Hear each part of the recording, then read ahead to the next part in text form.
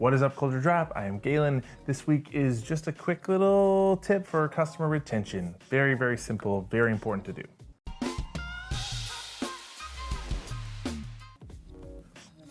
That's my brain like organizing thoughts. It's a tornado of a great idea. I don't know. If you are a business, if you provide a service to customers and clients as like an ongoing service, you have to ask them for feedback. This is so simple. It's so elementary when it comes to business of like building better relationships, more loyalty, like retaining customers.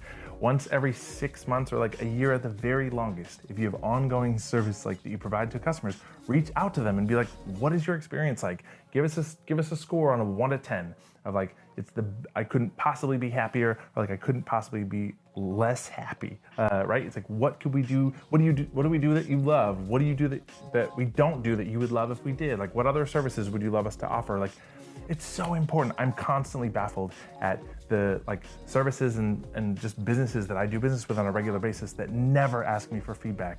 And if you don't do this, like a lot of times customers won't necessarily come to you and say, hey, I don't love this thing about what you do. They'll just shop around, right? Until they find somebody else who is cheaper, better, provides that service. And I think it's rarely about cost. It's more usually about like the service and the quality of service or whatever you're providing to them that you could tweak. And if you don't know those things, if you don't ask them, you'll never know. You'll just lose them as customers.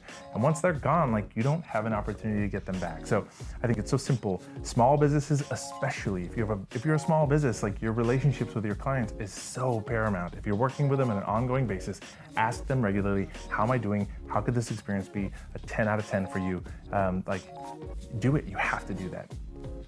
Pinky, do you have some tips you want to share with everyone this week about how to get better kibbles, more attention?